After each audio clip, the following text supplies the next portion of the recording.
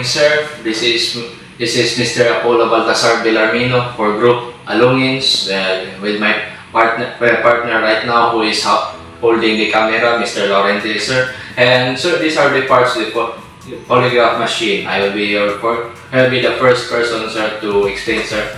Please, sir, what are the different parts of the polygraph machine? First up, sir, we have the pneumograph and the recorder over here, sir. Now, the pneumograph, what is its function? It's used to record the changes in breathing of the person undergoing interrogation or simply questioning to verify the facts of his perhaps eyewitness testimony or for any other purpose that requires the use of polygraph machine. How it is placed on the body? Well, you have two of these. Sometimes on the newer models, they only have one. So, but since this is a rather more ancient model, so you have two of these tubes which monitor the breathing of the person. These are placed on your torso of a person. One here at the chest and one here at the abdomen. Here we have the beads for it, which is used to secure the pneumograph on the patient. Secure the pneumograph tubes around the person. Depending on how big the person is or weight, you have to follow a certain pattern. You have to attach it not too tight nor too loose on a subject so as to allow the pneumograph to still record its breathing. Now, as you can see, sir, it is put on way too loose because it cannot. It's actually just enough right here on the chest area to monitor my breathing up here in the abdominal area.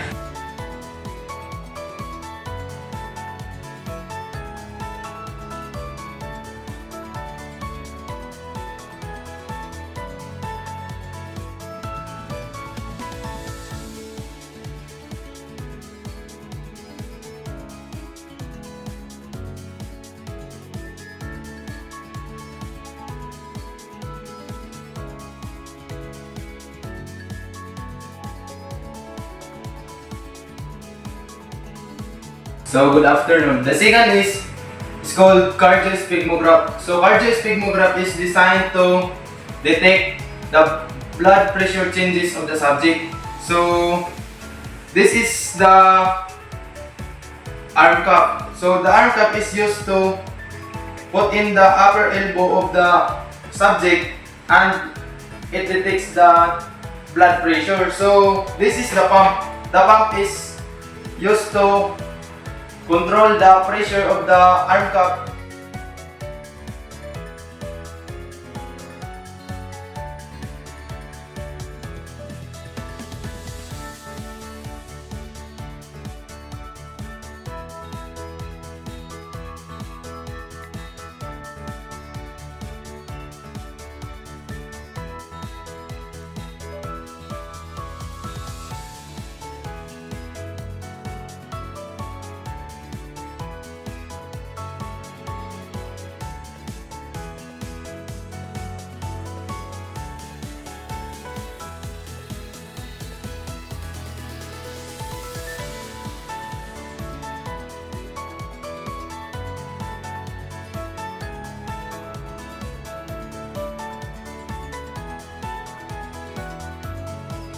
And this is the galvanograph here, which is attached to here on the polygraph machine, this is the plug for it here and the polygraph machine. It is used to detect the skin resistance changes of a subject, otherwise known as sweating in the subject. How does it work? Well, simply you have the subject put this on the first electrode here and his index finger and the second the ring finger. Now how does it work? Well, it runs electricity here, the electrodes and on the plate retainer here, and it detects whether the if the skin is, if there is perspiration in the skin caused due, perhaps due to a lying subject, the galvanograph will detect the changes and record it here in the paper as such. That will be all for the galvanograph.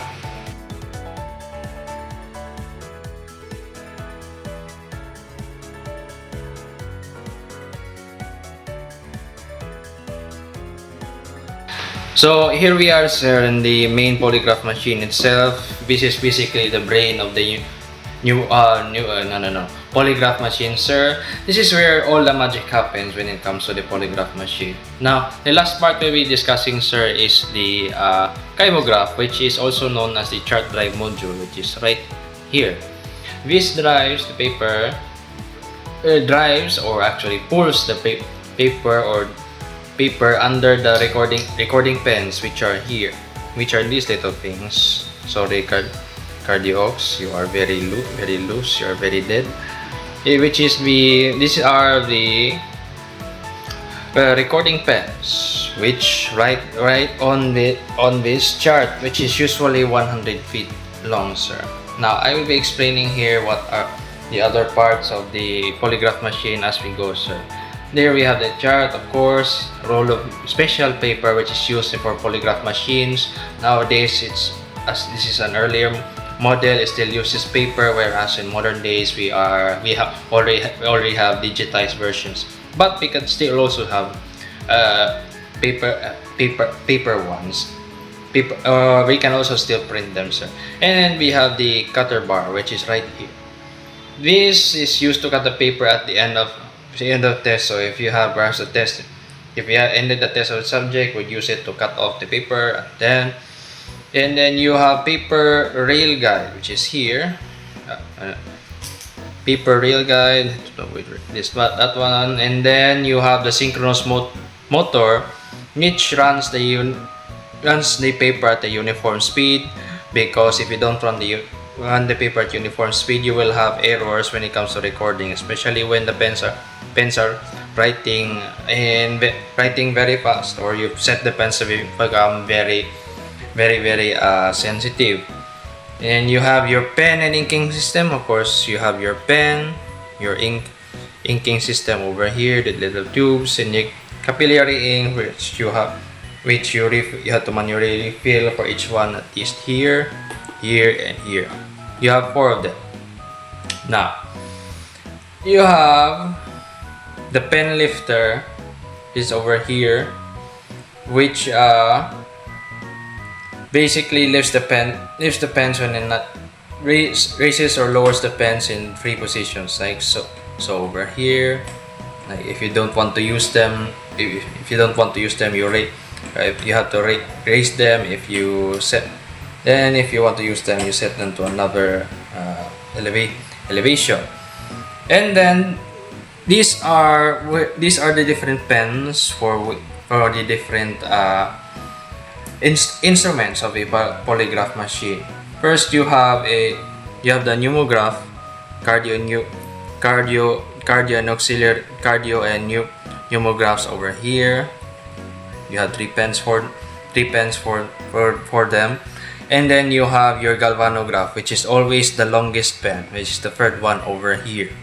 And you have the adjustment buttons for each of the pens over here, which you have to manually set back then, but nowadays there's now automated process for this. So you have your sensitivity knobs over here, response knobs, notches over here for the cardio, and then this knob over here is used to center your pen, which if you really cannot see right now because the pens are non-responsive for this one, but they are supposed to be, if I'm going to use this broken one here, you're supposed to align your pen to the center of the chart. So for example, if you turn it to the right, it will go up. If you turn the knob to the left, it will go down. And then you have to set it just right so it sits there at the middle. So sir, that is all of the important parts of a polygraph machine. I hope, sir, we have done very well in this video. It has been delayed for a little while. We thank you. We thank you for your time, sir, in viewing this video. And we hope, sir, me, Mr. Laurente, sir, hope here that we have done a very good job, sir. Thank you, sir.